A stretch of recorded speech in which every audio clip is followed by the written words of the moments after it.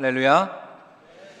1월 마지막 주일입니다. 함께 예배하는 교우들 주님의 이름으로 환영하고 축복합니다. 이 시간 복음의 사명을 회복하라는 제목으로 하나님의 말씀을 전합니다. 오늘 우리가 받은 말씀은 마태복음의 마지막 부분이었습니다. 부활하신 예수님께서 제자들이 보는 앞에서 하늘로 오르시면서 전하신 마지막 말씀을 흔히 지상명령이라고 그렇게 부릅니다. 최고의 명령이라는 그런 의미죠.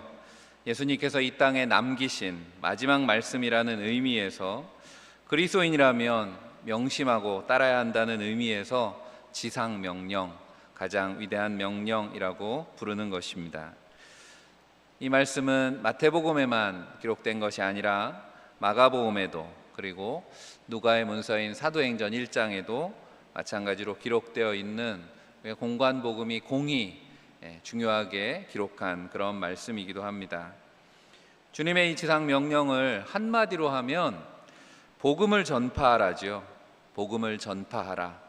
이 명령을 따라서 교회가 존재하는 거죠. 우리 교회도 매주 마지막 주일, 오늘도 예배가 마치면 전도하러 나갑니다. 올해 우리 교회가 표어처럼 전도에도 한 걸음 더 힘쓰는 교회가 되기를 간절히 축복합니다. 그리고 마지막 주 오늘 하루만이 아니라 날마다 주님의 말씀을 따라서 복음 전하는 삶을 살기 원합니다. 왜냐하면 전도한다는 것, 우리가 해도 그만 안 해도 그만 선택할 문제가 아닌 것이 생명 있는 교회가 되기 위해서 우리에게 꼭 감당해야 되는 사명이기 때문에 그렇습니다. 주님이 복음을 전파하라고 하시는 이유를 정확히 이해하려면 우리가 복음서 전체를 다시 봐야 됩니다.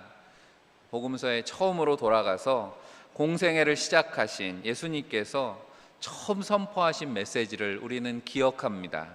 바로 마태복음 4장 17절 말씀인데, 이때부터 예수께서 비로소 전파하여 이르시되 회개하라 천국이 가까이 왔느니라 하시더라. 예수님께서 전하신 첫 번째 메시지였습니다. 바로 천국 복음의 시작이었습니다. 마태복음의 이 4장 이전까지는 예수님의 탄생에 대해서, 또 예수님이 어떤 분이신가, 예수님의 족보에 대해서 이런 말씀들이 나오지만, 이제 이 말씀을 통해서 복음이 무엇인가 라고 하는 것을 단적으로 전해주시는 그런 메시지였습니다. 그래서 오늘 우리가 나눌 첫 번째는 복음이라고 하는 건 바로 천국, 하나님의 나라의 회복이라고 하는 것입니다. 우리가 성경의 맨 처음 창세기를 통해서 보여주시는 하나님의 나라는 어떤 모습인가, 에덴이라고 하는 땅을 표현하시면서 하나님께서 인간에게 축복하셨습니다. 그러니까 에덴은 축복의 땅이었죠. 창세기 1장 28절에 축복의 말씀이니까 다 같이 한번 읽어보겠습니다. 하나님이 그들에게 복을 주시며 하나님이 그들에게 이르시되 생육하고 번성하여 땅에 충만하라, 땅을 정복하라, 바다의 물고기와 하늘의 새와 땅에 움직이는 모든 생물을 다스리라 하시니라. 아멘. 하나님의 축복은 축복의 땅과 관련이 되어 있는 것을 보게 됩니다. 그런데 아담과 하와가 범죄하게 되는 거죠. 하나님의 말씀에 불순종해서 선악과를 따먹게 되고 결국 에덴을 잃어버리죠. 축복의 땅에서 쫓겨나게 됩니다. 그렇지만 하나님께서는 하나님의 백성들에게 다시 그 축복을 회복하기를 원하셨기 때문에 창세기 12장에 보면 아브라함을 택하시죠. 그래서 아브라함을 통해서 그 축복을 이어가십니다. 내가 너로 큰 민족을 이루고 내게 복을 주어 내 이름을 창대하게 하리니 너는 복이 될지라. 이렇게 아브라함이 복의 근원이 되었습니다.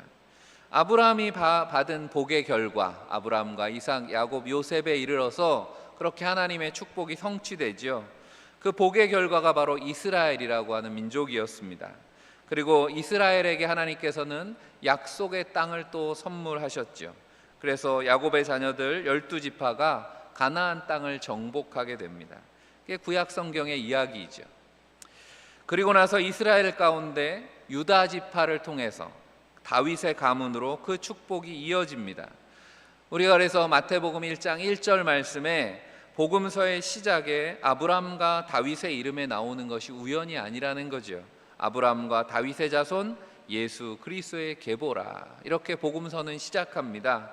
바로 예수 그리스도를 통해서 하나님 나라의 회복의 비전이 복음서에 담겨 있는 것입니다. 마태복음 마지막에 오늘 주님이 말씀하시는 이 지상 명령도 이런 복음의 큰 맥락에서 우리가 이해할 수가 있습니다. 주님께서 제자들에게 가르쳐 주신 기도 가운데도 바로 이 하나님 나라 회복에 대한 내용이 있죠. 마태복음 6장 10절에 나라가 임하시오며 뜻이 하늘에서 이루어진 것 같이 땅에서도 이루어지이다. 주님이 가르쳐 주신 기도, 너희는 이렇게 기도하라 라고 하시는 그 기도 가운데 바로 하나님의 나라의 회복을 기도하라 말씀하셨다는 겁니다.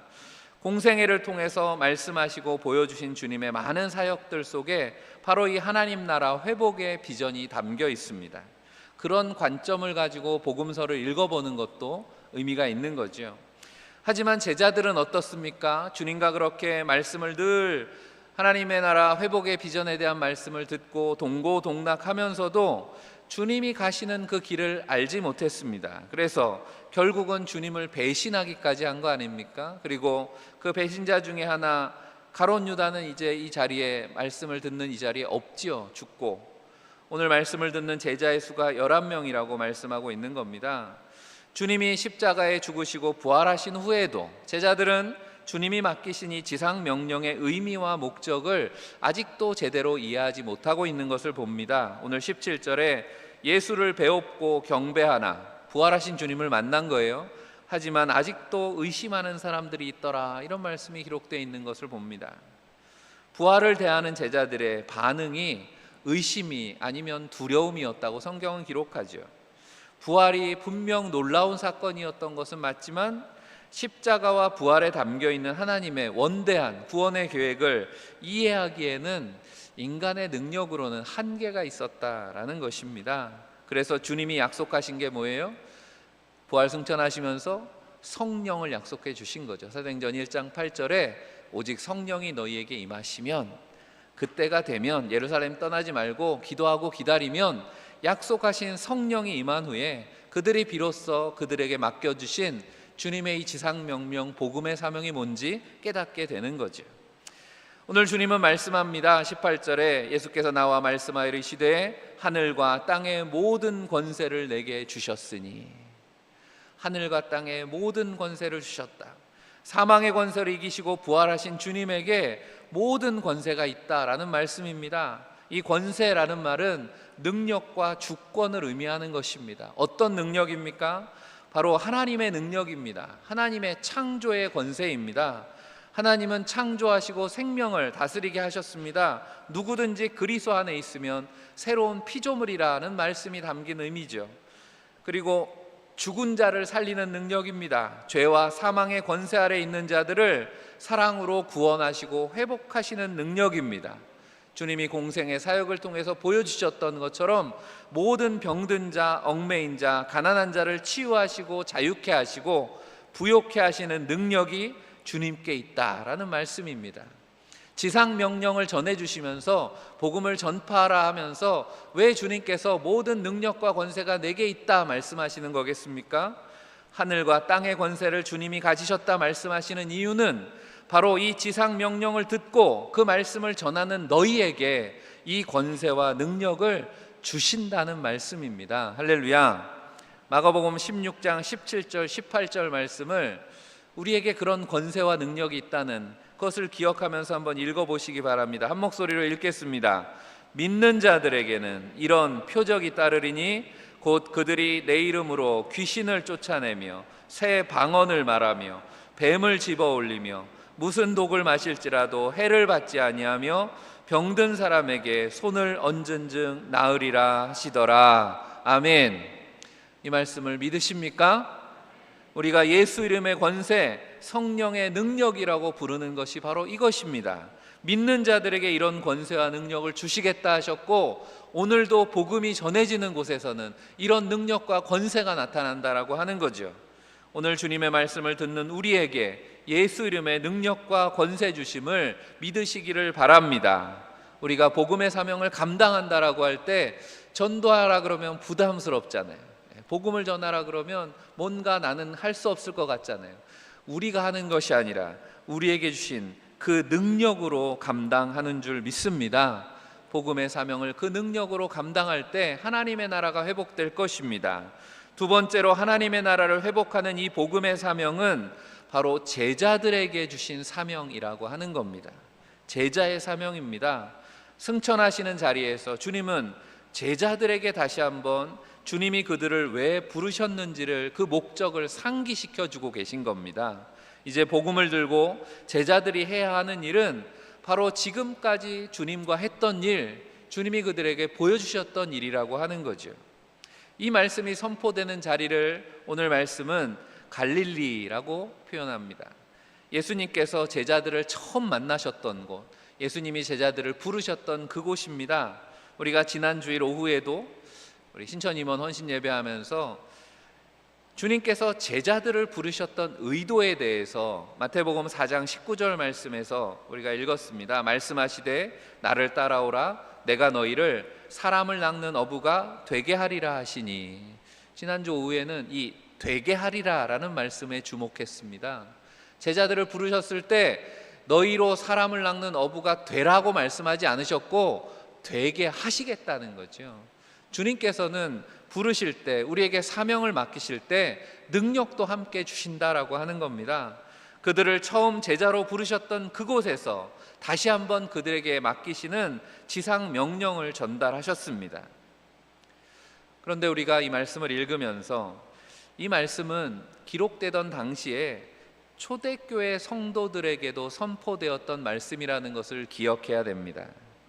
초대교회 성도들에게 있어서 제자라고 하는 단어는 예수 그리스도를 믿는 사람들이라는 말과 동의어였습니다. 제자라는 말은 예수를 믿는 사람들이라는 거예요. 그러니까 이 초대교회 때는 그리스도를 믿으면 다 제자가 되는 겁니다. 즉 예수 믿는다라는 것과 제자가 된다라는 말이 다르지 않았다는 거예요. 그게 한 주후 한 3세기까지는 그랬습니다. 왜 그렇습니까? 초대교회, 예수 그리스도를 믿는다라는 것이 어떤 의미입니까? 복음서가 전하는 제자도의 내용이 다 여기에 담겨 있기 때문에 그렇죠. 성경이 말씀하는 제자는 어떤 사람입니까? 지난주 임원 헌신 예배 제자가 되는 길이라는 제목으로 누가복음 14장 말씀을 나눴는데, 그 말씀에 예수님께서 물으셨죠. 너희가 능히 제자가 되겠느냐? 능히 제자가 될 수 있냐? 왜냐하면 제자가 되는 길은 어려운 길이었기 때문에, 우리의 능력, 우리의 의지로 되는 것이 아니라 하나님의 은혜로 되는 것이기 때문에 성령 충만했던 초대교회 성도들은 그랬습니다. 그들의 삶에 드러나는 것처럼 제자가 되려면 초대교회가 어땠습니까? 가진 소유를 다 팔아서 가난한 자들에게 나누어 주었습니다. 때로는 부모 처자까지도 포기하면서 날마다 주님을 따라서 십자가를 졌습니다. 제자가 될 때 지불해야 되는 대가가 있었다는 거죠. 그것은 고난과 죽음이라고 하는 것이었습니다. 그래서 제자의 삶은 예수 그리스도를, 예수의 생애를 떠나서는 생각할 수가 없는 거예요. 제자는 어떤 사람인가? 예수를 생각나게 하는 사람이었다는 거죠. 그것은 십자가의 길이었기 때문에 제자로서 그리스도와 삶을 나누려면 모든 기쁨과 더불어서 고난도 함께해야 했다라는 것입니다. 그런데 3세기가 됐을 때 좀 달라졌어요. 무슨 일이 있었냐면 여러분도 아시겠지만 로마가 기독교를 박해하다가 콘스탄틴 황제 때 기독교가 로마의 국교가 되었습니다. 갑자기 벌어진 일이었습니다. 갑자기 로마의 국교가 되었어요. 그래서 황제가 기독교를 국가 종교로 선포한 것 때문에 갑자기 그리스도인들이 늘어난 겁니다. 많은 사람들이 교회로 들어오게 되었습니다. 그러고 나니까 믿는다라는 것과 예수 그리스도를 믿는다는 것과 제자가 된다라는 말이 좀 구별되기 시작했습니다. 오늘 우리가 말씀을 읽을 때 오늘 말씀의 제자라는 표현 속에는 초대교회가 이해했던, 국교가 되기 이전에 박해 중에 있었던 예수 믿는다는 말과 제자가 되는 말이 동의였던 그 시대에 그 의미로 생각하는 것이 맞습니다. 그런 이해를 가지고 오늘 주님이 우리에게 말씀하시는 지상 명령을 다시 한번 읽어봤으면 좋겠습니다. 20절 21절 말씀 같이 읽습니다. 그러므로 너희는 가서 모든 민족을 제자로 삼아 아버지와 아들과 성령의 이름으로 세례를 베풀고 내가 너희에게 분부한 모든 것을 가르쳐 지키게 하라. 아멘. 여기까지 읽겠습니다. 이 주님의 지상 명령 가운데 여러 개의 동사가 있습니다. 그래서 색깔을 표시해 두었는데 이 5가지의 동사 중에서 사실은 주 동사는 하나입니다. 제자를 삼아라는 것입니다. 나머지는 다 보조하는 동사들이에요. 헬라어 문법에 보면 그렇습니다. 가서 세례를 베풀고 가르쳐 지키게 하라라는 것은 명령이 아니라 분사나 부정사로 되어 있기 때문에 제자로 삼으라라고 하는 명령하는 동사는 이 하나라는 거죠. 그래서 한마디로 말하면 예수님의 지상 명령은 모든 민족을 제자로 만들라라는 말씀 정도가 되는 겁니다. 모든 민족을 제자로 만들라. 주님이 말씀하시는 이 하나님 나라 회복의 비전은 처음 창세기에 주셨던, 인간에게 주셨던 그 축복을 회복하는 것입니다. 생육하고 번성하고 땅에 충만하여 땅을 다스리라 라는 말씀이 모든 민족을 제자로 만들라라는 말씀과 사실은 같은 말씀이라는 거죠. 왜냐하면 여기에 세상에 소망이 있기 때문입니다. 죄로 인해서 부패한 죄인들의 마음으로는 세상을 구원할 수 없지요. 세상을 파괴하는 것밖에는 할 수 없습니다. 인류의 역사가 계속된들 결국은 멸망길로 간다는 겁니다. 회개하고 돌이켜서 주님의 마음을 품을 때, 바로 제자들로 이 땅이 가득할 때 하나님의 나라가 이 땅에 이루어지는 줄 믿습니다. 오늘 이 말씀을 듣는 우리는 바로 이 사명품은 제자 후보들인 줄 믿습니다. 어떻습니까? 하나님 나라 회복의 부르심에, 사명에 응답할 준비가 되셨습니까? 되셨으면 아멘 하시기 바랍니다. 우리에게 그 사명이 주어졌다고요. 예수 그리스도의 제자가 가져야 되는 믿음은, 다시 강조하지만 바로 예수 그리스도의 권세가 우리에게 있다는 것입니다. 이제 예수님을 따라서 자기를 부인하고 십자가를 지고 제자의 삶을 사는 이들에게 예수님께서는 그 이름의 능력과 권세를 주신다는 거예요. 구약 성경에 제사장과 왕과 선지자에게 기름을 붓습니다. 이 기름을 붓는다는 건 사명을 맡긴다는 거고, 기름 부음이라고 하는 건 하나님이 택한 사람이라는 의미와 더불어서 하나님의 능력이 함께 하신다는 의미가 있는 거예요. 메시아는 바로 기름 부음 받은 자, 우리가 그리스도라는 이름에 그런 의미가 있다는 걸 압니다. 예수 그리스도 안에는 그래서 제사장과 왕과 선지자의 모습이 다 담겨 있습니다.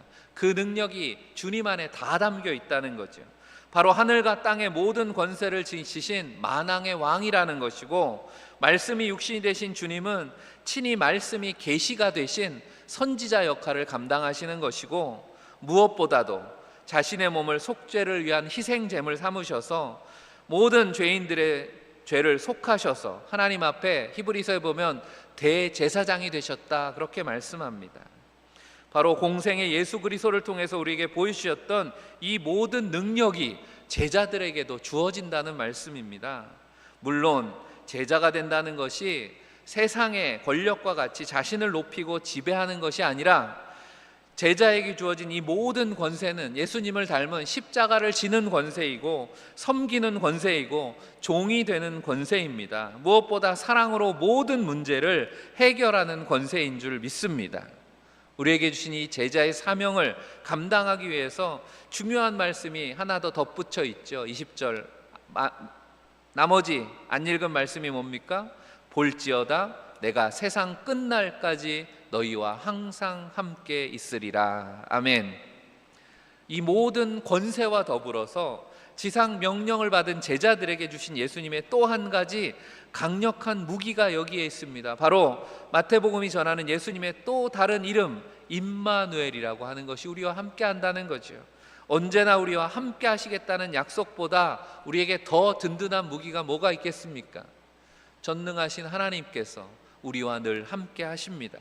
십자가 고난 앞에서 예수님을 잃어버렸다고 두려움과 낙심을 경험했던 제자들에게 다시 그들을 불러 모으시고 예수님께서 뭘 약속하시는 겁니까? 더 이상 이별은 없다는 거죠. 너희를 더 이상 고아처럼 내버려 두지 않겠다. 세상 끝날까지 함께 하시겠다. 그리스도인으로 주님의 명령을 따라 살아가는 동안 설령 우리는 주님을 잊을지 모르지만 주님은 변함없이 우리 곁에 함께 계시는 줄 믿습니다. 우리에게 주님의 능력과 권세가 있다라는 말이 바로 이런 의미입니다. 주님이 함께 하신다는 거죠. 주님이 함께 하시기에 우리에게 주님의 능력과 권세가 떠나지 않습니다. 결국 마지막은 복음의 사명을 회복하는 길이 그래서 제자가 되는 길이라고 하는 겁니다. 제자 삼으라 라고 명령하는 이 말씀에 네 가지의 동사는 제자화를 이루기 위해서, 우리가 제자가 되고 또 누군가를 제자 삼기 위해서 반드시 거쳐야 되는 과정이라고 하는 거죠. 그저 믿습니다 하는 것으로 제자가 되는 게 아니라 이 과정을 거쳐야 되죠. 제일 먼저 뭘 말씀합니까? 가야 된다는 겁니다. 복음을 들고 가라는 거죠. 교회가 존재하는 궁극적인 목적이 바로 생명과 회복의 복음을 전파하는 일이기 때문에 그렇습니다. 예수 믿지 않는 사람들에게 찾아가서 복음을 전해야 그들이 예수를 믿고 따라서 제자가 되는 거죠. 이것이 우리의 존재의 목적이고 교회의 사명이라고 하는 겁니다. 그래서 물론 교회가 행사를 열고 오라고 할 수도 있지만 선교학에서 보면 교회는 모이는 교회뿐 아니라 흩어지는 교회라고도 이야기합니다. 교회를 말하는 에클레시아가 주님이 부르셨다, 모이는 교회이기도 하지만 한편으로는 우리를 부르신 이유는 바로 우리에게 이 전도의 사명, 제자화를 통해서 땅끝까지 복음을 증거하게 하시는 거죠. 교회에 모여서 예배하고 훈련하는 것 중요합니다. 하지만 정작 우리의 삶의 현장에서 그리스도인으로서 빛을 전하고 맛을 내려면 가야 된다는 거죠.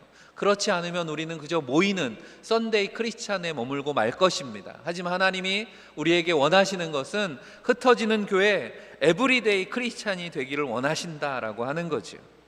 두 번째는 세례를 주라 말씀했습니다.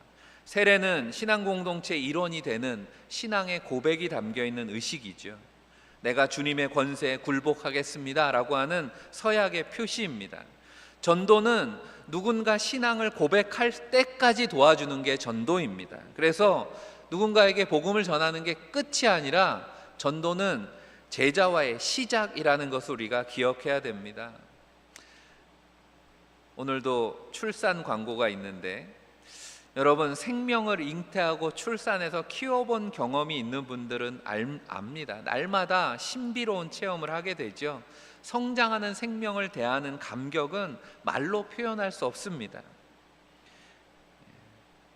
아기 낳은 또 쌍둥이를 낳았어요. 그 부부한테 축하 인사하면서 그랬습니다. 날마다 신비로운 하루가 될 거라고. 내가 전도한 사람, 우리가 기도하고 영적으로 도와준 사람이 하나님의 자녀가 되어서 인생을 새롭게 출발하는 모습을 보는 일보다 신앙생활에 더 기쁘고 감격스러운 일은 없습니다. 교회가 양육훈련이 중요한 이유기도 한 거죠.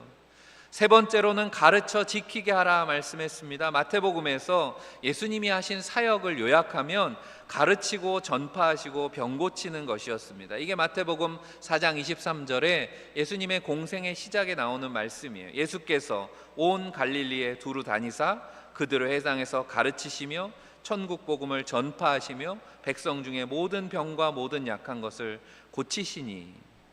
예수님께서는 제자들에게 말씀하신 대로 살아가는 모습을 보여주셨습니다. 제자들에게 예수님은 그냥 예수님의 삶 자체가 교과서였던 거죠. 우리가 롤 모델, 역할 모델이라고 하는데 예수님은 살아있는 하나님의 말씀이셨고 제자들은 그런 예수님의 삶을 통해서 하나님의 말씀이 성취되는 것을 눈앞에서 보았습니다. 이제 부활하신 예수님은 제자들에게 너희가 가르치라고 말씀하시는 겁니다. 주님이 하셨던 것처럼 가르치는 책임과 권세를 남아있는 제자들에게 이양해 주시는 거죠. 그리고 이미 말씀하셨습니다. 마태복음 7장 21절에 나더러 주여 주여 하는 자마다 다 천국에 들어갈 것이 아니요 다만 하늘에 계신 내 아버지의 뜻대로 행하는 자라야 들어가리라. 제자가 된다는 게 어떤 길인가? 참 제자가 된다는 것은 처음 제자들이 그랬던 것처럼 그리스도께서 가르쳐 주신 모든 교훈을 배우고 그 가르침을 삶에서 실천하는 것입니다. 예수님이 그렇게 하셨던 것처럼 말씀대로 살아가는 제자들을 통해서 또 다른 제자들을 세우는 것이 예수님의 뜻이고 계획이었다라고 하는 거죠. 사랑하는 성도 여러분, 하나님 나라 회복을 위한 복음의 사명에 믿음으로 응답하는 여러분들이 되시기를 바랍니다. 앞서 말씀드린 것처럼 회개하지 않는 세상에는 소망이 없습니다. 멸망으로 가는 세상의 시간표를 돌이킬 수는 없습니다. 예수 그리스도의 복음밖에는 소망이 없습니다. 물론 우리에게는 능력이 없지만 예수 이름의 권세가 우리에게 있습니다. 능력의 주님이 끝까지 함께 하실 것이기 때문입니다. 주님의 능력을 힘입어서 복음을 전하고 사람을 세우고 말씀대로 살아가는 주님의 제자들이 다 되시기를 바랍니다. 그래서 한 사람이 또 한 사람을 제자로 삼아 가르치는 일, 전도는 선택이 아닌 우리 공동체의 생존을 위한 사명이라는 사실을 잊지 마시기를 바랍니다. 복음을 전하는 이 사명에 모두 헌신함으로 주님의 생명이 날마다 더 풍성해지는 교회와 성도들의 삶이 되기를 주님의 이름으로 간절히 축원합니다. 기도하겠습니다. 사랑의 하나님, 오늘도 우리에게 생명 주시고 믿음으로 하나 되게 하심을 감사합니다. 멸망을 향해 가는 어리석은 세상의 시간을 되돌리기 위해 주님이 오신 줄 믿습니다. 십자가 부활의 능력으로 우리를 구원하여 주옵소서. 오늘 우리의 믿음을 새롭게 하셔서 복음의 부르심 앞에 순종하며 제자의 삶을 살게 하셔서 한 영혼의 소중함을 알고 주님의 마음 품고 날마다 전도의 사명 감당하게 하여 주옵소서. 특별히 연약한 한우들과 고난 중에 있는 성도들을 기억하시고 치유와 회복의 은혜를 허락하여 주옵소서. 우리의 부활 생명 되시는 우리 구주 예수 그리스도를 받들어 간절히 기도하옵나이다. 아멘. 찬송하며 예물 봉헌하겠습니다.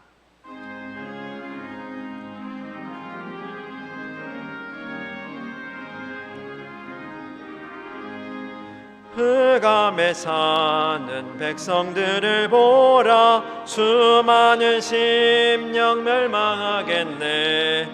그 누가 갈까 주의 복음 들고 생명을 구원하는 곳으로. 큰 권세 주께 있으니 큰 권세 주께 있으니 너는 가서 주의 복음 전하라. 주가 너 항상 지키리라. 구원의 문은 넓게 열렸으니 십자가 군병 일어나거라. 너희의 힘을 하나로 뭉쳐서 죄악의 쇠사슬을 끊어라.